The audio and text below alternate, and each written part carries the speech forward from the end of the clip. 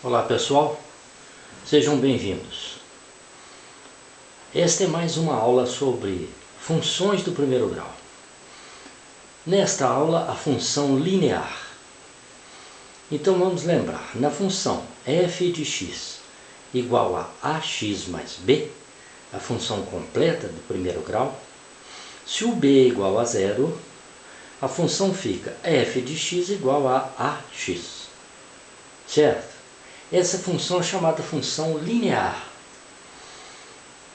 Ela é uma função do primeiro grau cujo gráfico, assim como as outras, é uma reta. Mas uma reta passando pela origem. Por quê? Está lembrado que b é o coeficiente linear?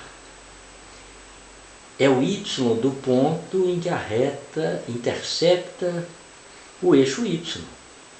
Quer dizer, se ela intercepta no eixo y, b igual a zero, e por causa disso a equação dela fica reduzidinha, f de x igual a ax. O gráfico então é uma reta que passa pela origem, e o ângulo que ela faz com o eixo x é um ângulo que varia de 0 a 180 graus. Ou melhor, maior que 0 e menor que 180 graus. Porque se o ângulo for 0 a 180, a reta é paralela ao eixo x e aí a função constante, certo? Bem, observado isso, é um ângulo qualquer maior que 0 e menor que 180. Observado isso, vamos ver o seguinte problema. Esboçar o gráfico da função linear f de x igual a raiz de 3 sobre 3x e determinar o ângulo que ela forma com o eixo x. Veja bem, vou pegar aqui uma folha de papel.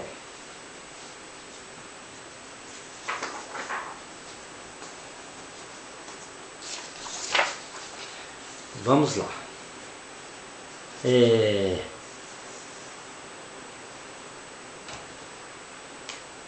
F de x igual a raiz de 3 sobre 3x. Observa que o A é o raiz de 3 sobre 3, coeficiente angular, certo? Então,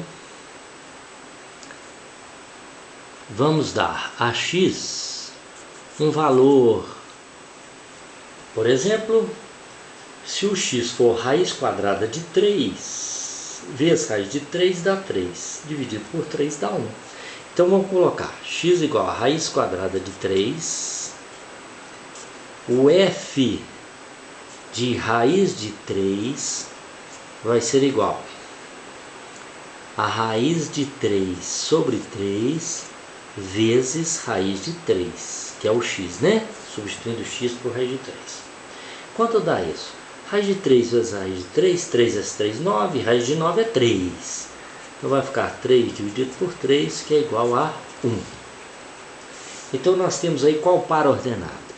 O par raiz de 3 e 1. Acabamos de determinar, né? Agora veja bem, como b igual a 0, ela passa na origem. Então nós temos o quê? Um outro ponto aí, né? Que é o ponto, o que? 0, 0. Ela passa na origem, certo? Então vamos lá. Vai ficar assim. Com 2 pontos a gente não determina a reta. Então vamos lá. Eixo y, eixo x. Ela passa na origem, né? Deixar o 0 aqui. Então, raiz quadrada de 3 é aproximadamente 1,7. Então, veja bem. 1, 2, 1,7. Aproximadamente, claro, né? Aproximadamente.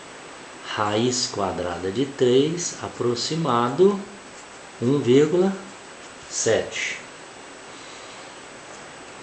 Esse número nós vamos marcar com quanto? Com 1, né? 1 de y. Então veja bem, nós temos um pontinho aqui, ó. Esse pontinho da reta é o ponto de coordenadas raiz de 3 e 1. E o outro é a origem. Então nós temos uma reta aí, ó. Esse é o gráfico da função f de x igual a raiz de 3 sobre 3x. Agora o problema pede o ângulo que ela forma com o eixo x. Esse ângulo aqui, ó. Vamos chamar esse ângulo de alfa. A tangente de alfa, quem é? Não é o A? Coeficiente angular. O A é quanto? Raiz de 3 sobre 3. Ora, se a tangente de alfa é raiz de 3 sobre 3, quanto é o ângulo alfa? Eu tenho que encontrar o ângulo tal cuja tangente seja raiz de 3 sobre 3. Essa tangente é 30 graus, esse ângulo é 30 graus, ou π sobre 6 radianos. 30 graus ou π sobre 6 radianos é o ângulo. Por quê? Porque o coeficiente angular dado foi raiz de 3 sobre 3. A tangente de 30 graus é raiz de 3 sobre 3. Tá certo aí? Não é interessante o problema? Então fizemos o gráfico de uma função linear, que é aquela função que o b é zero. Ela é da forma f de x igual a ax. Um dos pontos dela é a origem, 0, 0. Você atribui a x um outro valor qualquer real, né? Acha o outro ponto, o outro para-ordenado. Nós achamos aqui o que? O para-ordenado raiz de 3 e 1. E o outro é o para-ordenado 0, 0, que é a origem. Certo? Então tá bom.